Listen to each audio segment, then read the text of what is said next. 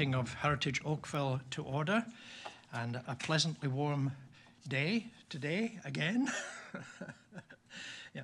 So I should welcome everybody who's here today and also those who are at home viewing, because in addition to in-person meetings in the council chambers, we are live streaming.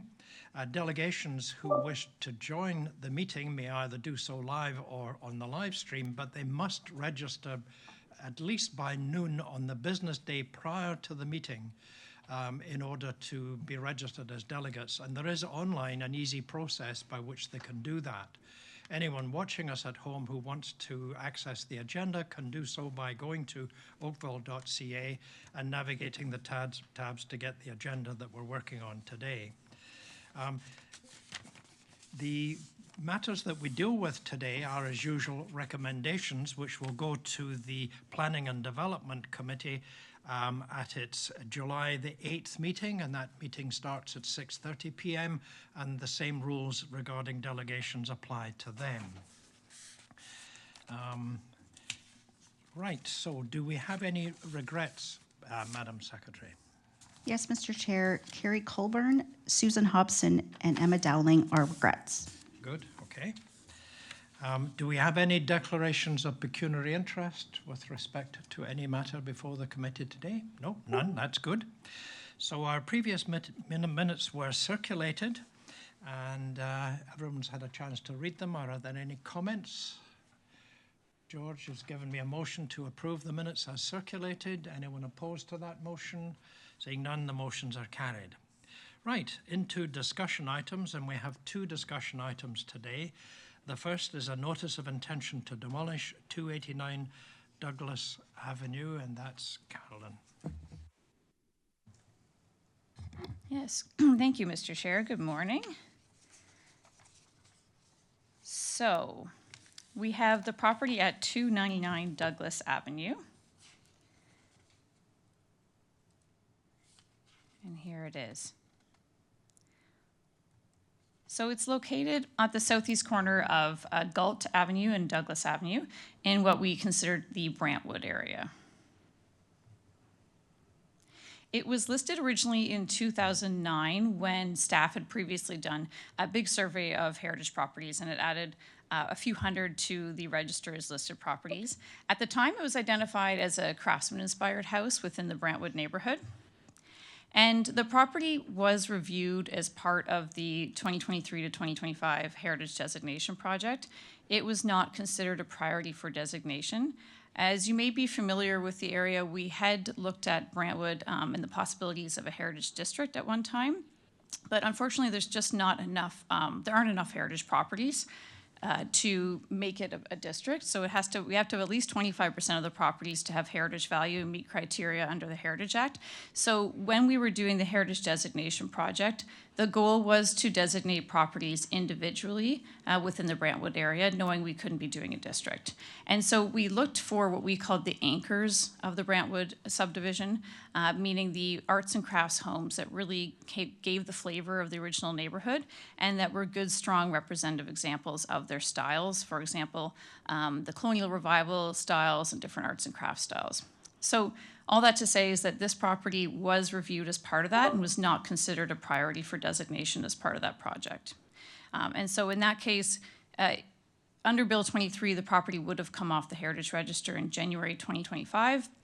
Of course, there was a 2-year extension added to that, so it would have been coming off in January 2027 because at this point, Heritage Planning staff hadn't identified it as a good candidate for designation. So the owners have submitted a notice of intention to demolish for the property. They've submitted a cultural heritage evaluation report done by heritage consultants, which are attached with the staff report. They're not proposing a new house or any development on the site. They are just looking to remove the heritage status at this point. Because as you know, there is no process to have it removed. The only process under the Heritage Act is to apply to demolish. So this is the house. You can see in the top left corner, the original portion of the house is to the left. The garage addition that you see on the right was added in the 90s. The front portico was added at some point. We don't have a date for that, but it wouldn't have been original to the house, and it was significantly redone in 2006 as well. And you can see in the top right-hand corner, these are all additions, like the garage addition and another wing around the back. The bottom left-hand corner, again, you can see this from a different view. The original heritage house is just on the right-hand side of that image, and everything else was added later. And then there's a streetscape view. So as you can see, it is quite a quaint and charming home. Does have sort of some of that flavor, like I was saying earlier, in terms of the arts and crafts and colonial revival characteristics of Brantwood. But looking at it more in depth, it was still not considered to be a candidate for designation. And I'll take you through that in more detail. So these are the findings of the Cultural Heritage Evaluation Report done by the consultants. They found that it only meets one of the 9 criteria from Regulation 906. So in terms of design physical value, there were too many changes they were found that had made it not a clear or representative example of the colonial revival style. There had been lots of additions and alterations and removal of materials and the addition of the front portico as well. And secondly, there was no high degree of craftsmanship or artistic merit found. And thirdly, no high degree of technical or scientific achievement. Historically, they were not able to find any direct associations with any significant theme or people or activity or organization, and they didn't find that the property yielded information that contributes larger to an understanding of a community, and there was no significant architect or builder associated with the building either. Moving on to contextual value, the report did find that the property does have contextual value, as it does help maintain the character of the area as a 2-story stucco-clad house. It has a moderate setback and mature trees, which you find elsewhere within Brantwood. But it was not found to be physically, functionally, visually, or historically linked to its surroundings and not considered a landmark. So under this assessment, the consultants agreed that the property does not meet the requirements of the Heritage Act to be designated under Part 4 of the Heritage Act. Staff we did our own assessment looking at the Cultural Heritage Assessment report that was done, and also our own earlier evaluation as part of the designation project, and a site visit to the property as well. And we did agree with the findings. It is unfortunate if the building is demolished, and of course it may not be demolished. At this point, really we're just determining, is this property worthy of Part 4 designation? And staff believes that it's not worthy of Part 4 designation. We don't think it's something that we could defend. However, we are hopeful that the building itself is maintained in the future and that someone else can renovate it and live in it and keep its contributing to the local Brantwood neighborhood. Excuse me, neighborhood. So the staff recommendation is that the property be removed from the Oakville Register of Properties of Cultural Heritage Value or Interest. And if it is demolished in the future, and we do keep a flag on our own internal building systems before demolition, we get in touch with the property owners and we ask for materials to be salvaged from the house if there are any historic materials. In this case, they would be mostly interior elements, as the exterior elements have pretty much all been replaced. And I'm happy to answer any questions, and we have the consultants here as well. Thank you. Okay, thank you, Carolyn. So I guess it's the usual bar. The minimum required by legislation is that it meets 2 of the criteria, and this one does not meet 2. It meets maybe 1. Right. Okay. Good. Any questions of Carolyn? Bob?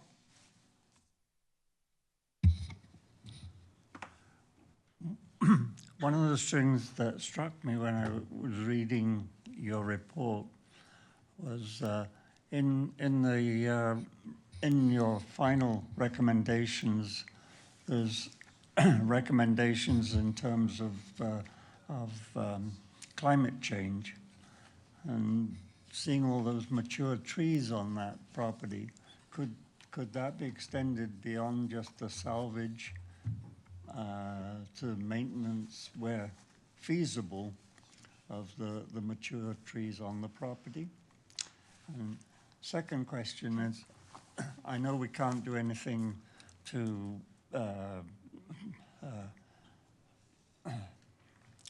force the design through the heritage group, but is there anything under Livable Oakville that can encourage the owners, if they do demolish, to build something contextually similar to that whole Brantwood area?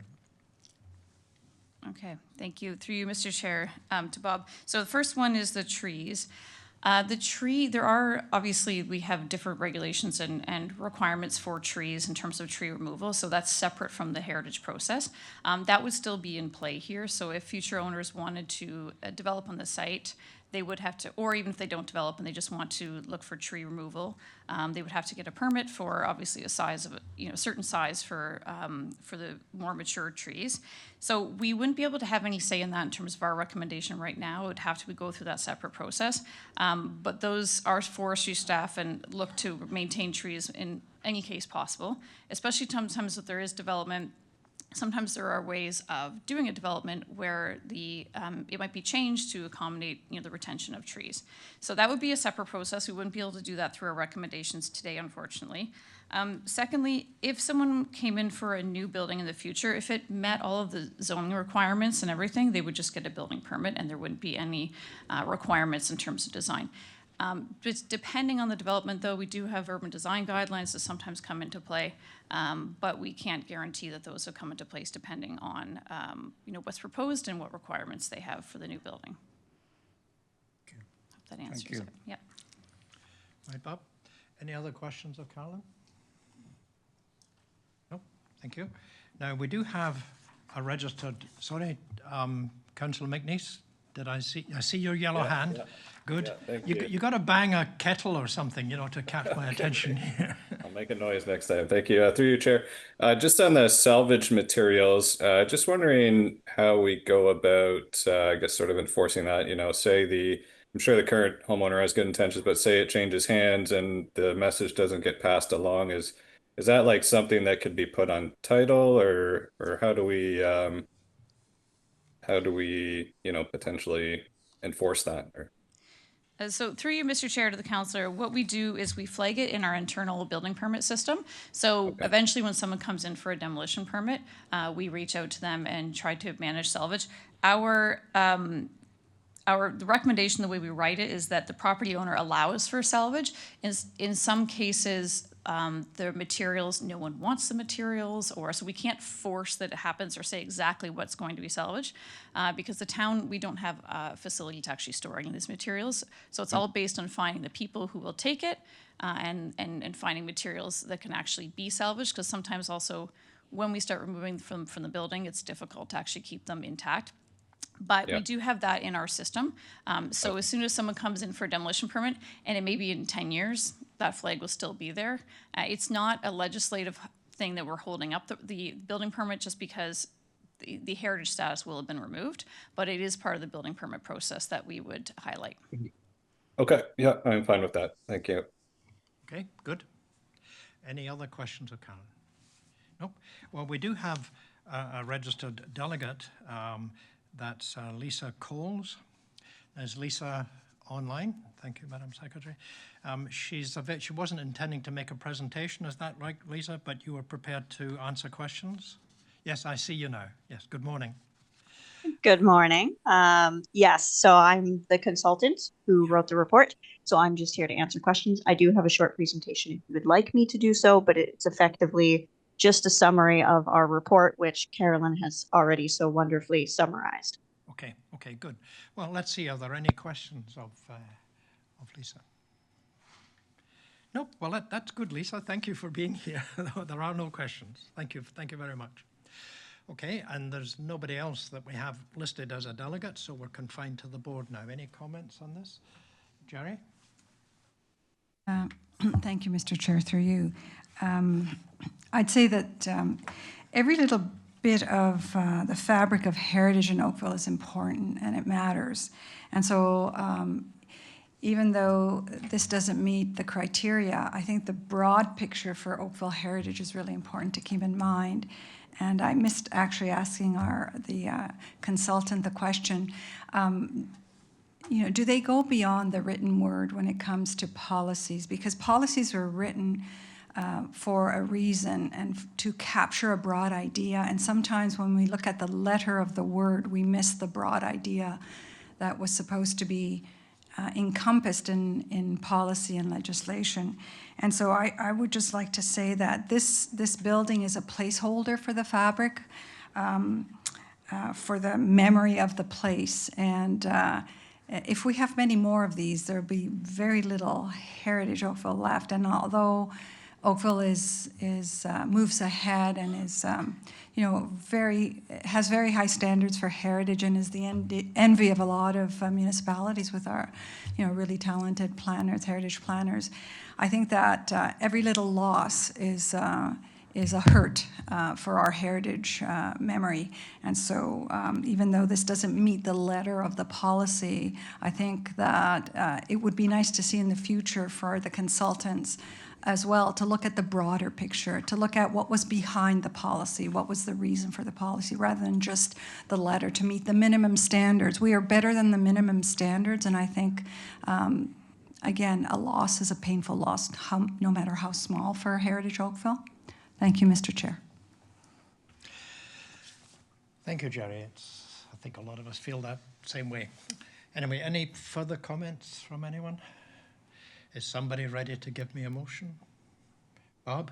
Bob has given me a motion to approve the staff recommendation. Any further discussion on that motion? Anyone opposed to that motion? The motion is carried. Thank you. Thank you very much. Okay, so the next item on our agenda is a notice of intention to demolish at 364 Lakeshore, and that's Kristen.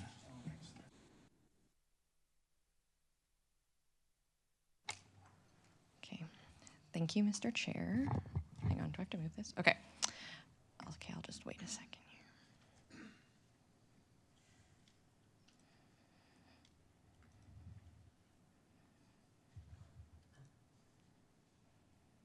All right, there we go. Okay, so today we have, just timing-wise, we have another notice of intention to demolish, this one for 364 Lakeshore Road East. Oops, sorry. So this house is located on the south side of Lakeshore Road East, between Allen Street and First Street, and the rear portion abuts the First and Second Street Heritage Conservation District. So this structure was listed in 2009 for its four-square architecture. However, just like kind of 299 Douglas, it was not selected as a priority for designation as part of the 2023-2025 designation project. In May of this year, a notice of intention to demolish was submitted, and along with the application, the owner also submitted a cultural heritage evaluation report. And just like the property you saw, this would have come off the register originally January 2025, or in this case, 2027, now with the extension. And I will note that the consultant did provide a heritage assessment of the property. The report in your agenda does not have the consultant qualifications, but you'll see that we got them and they're in front of you physically, and they will be attached in the minutes when they come out. So this report does go into detail about the property and how, in the consultant's opinion, it meets only one of the 9 criteria. This criteria that it does meet is a historical associative point, in that the property does have historical associative value for being built on the edges of Oakville's growing central district in the early 1910s. So it has potential to yield information about Oakville growing during this time period. The residence is reflective of the four-square style, but is not representative, rare, unique, or an early example. According to the report, it also does not meet the other 2 design elements. The people associated with the structure are not significant to Oakville's history. The architect has not been verified, and contextually, it does not have contextual value. It is not important in defining East End Oakville character. It is now surrounded by large multi-unit complexes, and it is not considered to be a local landmark. So in the consultant's opinion, it does not meet the minimum 2 points in the Ontario Heritage Act. So I just want to supplement the report with some images to try to give some context as well. Here we can see that the subject property, the house in the middle, is surrounded by larger multi-unit residences and also across the street. So its original context, which would have been other residential single detached homes, has since been demolished. And these are just some other views. And so in this one here, as noted, the house is not representative of the four-square style for several reasons. This was particularly noted in several site visits that staff conducted. We can see, especially in person, there was likely a front porch that was removed and replaced with this stoop, and a front porch on the facade is a well-recognized attribute of a four-square style house. So that's no longer there. The door surround that you see here is actually not original. It is a kind of like a faux colonial revival style that was probably added, mid 20th century or so. And it has a little metal balcony on the front now. And one element that I do just want to point out that was pretty visible during a site visit was the condition of the brick of the structure. So the house is brick veneer. At some point it was painted and then sandblasted. And so the entirety of this brick veneer has been compromised due to this. And this was done quite a long time ago, probably over 30 or 40 years ago. So since then, the brick has just been kind of deteriorating in the weather. You can kind of see it's pitted basically up to the mortar level, and there's large kind of divots in a lot of them. And I just wanted to point this out because if you're going to designate a house as a four-square style, brick cladding is an important heritage element, so you would have to include it, and therefore it would have to be either fully replaced, covered, or dealt with in some way. So, from a distance from the street, this is a lovely home from the early 1900s. It really kind of speaks to Oakville's early lakeshore presence, but according to the Ontario Heritage Act regulations, it does not seem to be meeting the minimum 2. So understanding these different elements, reading the report, and then undertaking several site visits, one which was with committee members, staff does agree that this property does not meet the minimum 2 criteria for designation. So we recommend it to be removed from the Register of Properties of Cultural Heritage Value or Interest, and like the one you just saw, we would ask for salvage before any demolition. There are some heritage-built elements in the house that could be salvaged. I guess that's it. Okay, thank you, Kristen. Thanks. Same as before. one criterion out of a possible 9. Any questions of Kristen? Bob? Kristen, I noticed in the report that the owners are consulting with you guys in terms of the replacement house.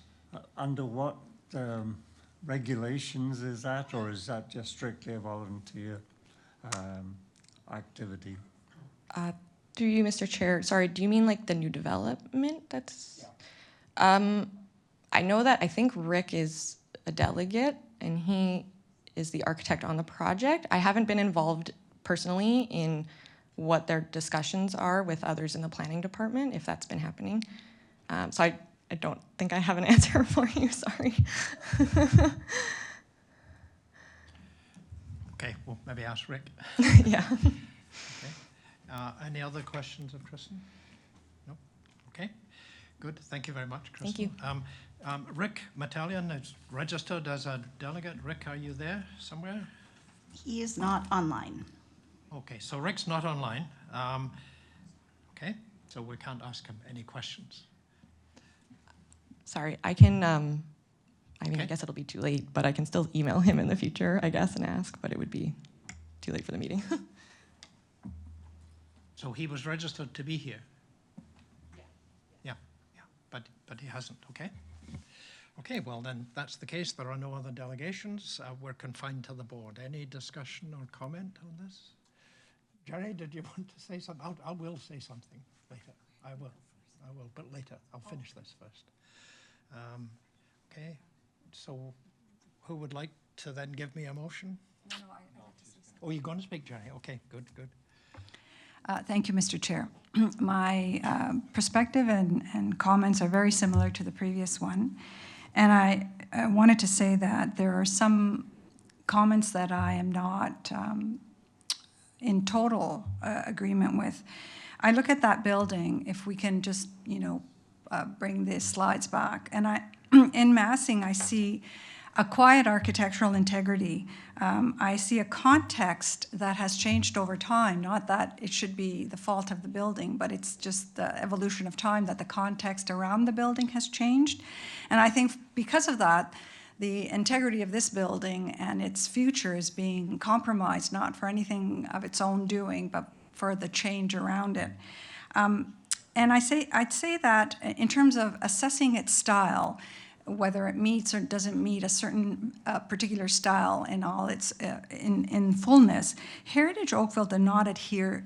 Many of the properties in Heritage Oakville did not adhere to a particular style, and that's why many of the heritage homes in Oakville we labeled as Oakville vernacular, because not many of the properties adhered to a particular style. So again, I don't believe that the building should be penalized because it did not adhere fully to a particular style, because I think it's very much in the genre of Oakville vernacular that it didn't, that it was mannered in some way to meet the context of the time, the skill of the designer or master craftsmen or builders at the time.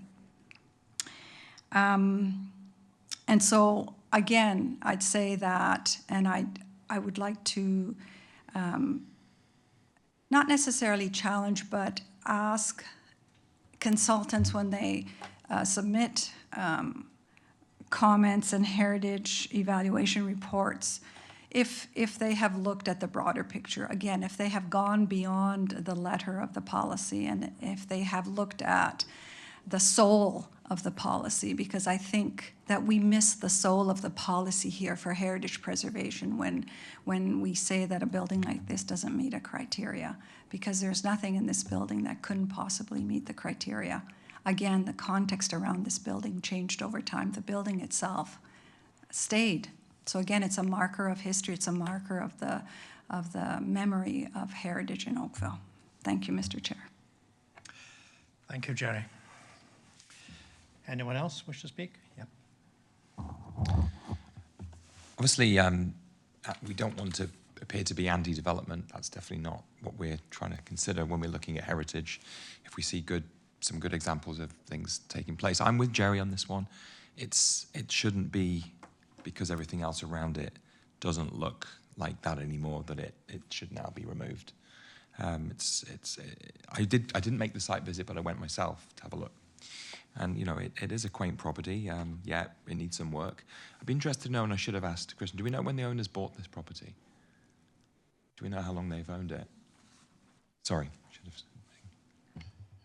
have. Through you, Mr. Chair, I believe it was like 5 to 3 or 2 years ago, the current owners, so they haven't, I think, don't hold me to that, but I think it's about 2 years ago, I think, is what he told us on the site visit. Right.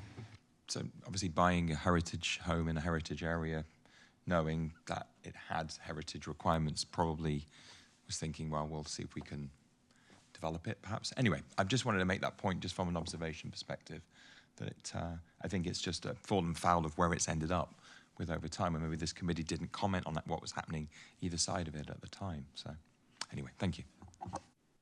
With respect to what was happening either side of it, that happened many years ago, and before heritage was in, and before a lot of the planning restrictions were in, like the building immediately to the south of it, the high-rise apartment building, and across to the west of that, the medical building.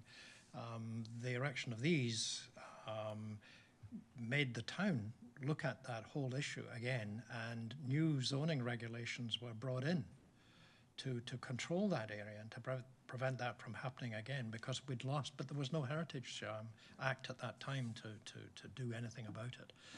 So it's kind of the last man standing, I guess, and that just removes its contextual value, which is kind of back to front, I know, but that's where you get left. Any other comments on that? Jerry, did you want to? Thank you, Drew. Just one more I wanted to add on Jason's comment. And again, this committee is not anti-development by any means, but we have seen many examples where they've preserved smaller and more modest structures with powerful, large developments adjacent, incorporating buildings. So the question would be, can there not be a development created on this property that incorporates something of what was there, something of the house, some element? And there are many creative examples, both in Oakville and around the GTA and Canada, that have done just that successfully. So development is not something that we're against necessarily. It's just a matter of respect for the integrity of heritage that exists. Yes, that we, because it's not in the district, it's just a listed property, so there are no other restrictions on it other than it's listed. And the listed restrictions, in fact, only extend to demolition. So they could do all kinds of things to it right now without, as long as they don't demolish it, within the meaning of the building department's interpretation of what's a demolition and what's not. Any other comments on this one? Okay, good. Would somebody like to give me, nobody would like to give me a motion, but would somebody give me a motion? Russ, would you give me a motion to approve this document? Well, we're all in that same boat, but we have to do. Okay, so we've got a motion on the floor. Any further discussion on that motion? Anyone opposed to that motion? Seeing none, the motion is carried, and declare that order of business closed. But before we move on, when we deal with items like that at a meeting, we always feel a sense of loss.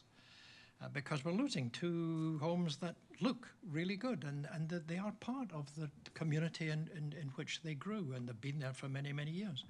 But I think we can take comfort from the fact that we operate under a set of rules, that the Heritage Act and provincial policy statements and all kinds of other rules and regulations, and that the project that the province forced on us to deal with houses on the list within a certain period of time, and we took up that challenge in Oakville, and we did that.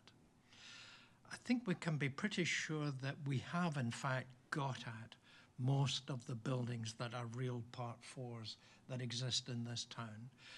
I mean, to be a Part 4, you've got to meet two of these criteria.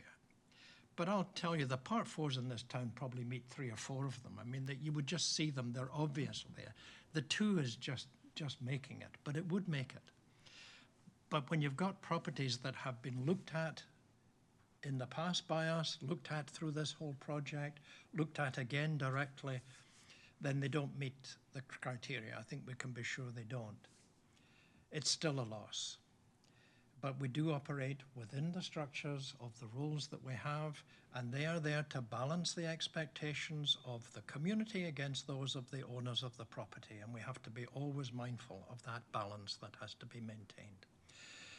So I think we can move forward believing that we have, in fact, in the Brantwood district, particularly, as you may recall, as we went through our project, we identified many properties, and many of them were designated Part 4. In a way that we believe would sustain any objections that might happen through subsequent tribunals that exist. And unfortunately, tribunals, Jerry, they don't look at the spirit of anything. It's heavily legalized, it's heavily anything, and if it's not in the words, then it's not there. So I think we take the win, even though today doesn't seem like that, because I think we've done a pretty good job in Oakville in preserving that which should be preserved. Okay, so the next item of business is the information items, and you have all received a list of the delegated heritage permits which were dealt with by staff. And as usual, if you have any questions on these, you should ask staff after the meeting. It's good that you do look at them carefully, though, because this is part of our monitoring of that process, and that we should be comfortable that it is operating as it was intended. Okay, so the date and time of our next meeting is July the 22nd in the council chamber. And may I have a motion to adjourn? Jerry, thank you, and no one's opposed to that. So thank you again, everybody, for the gift of your time this morning. You can now go back into a warm summer's day in Oakville. Thank you, everybody.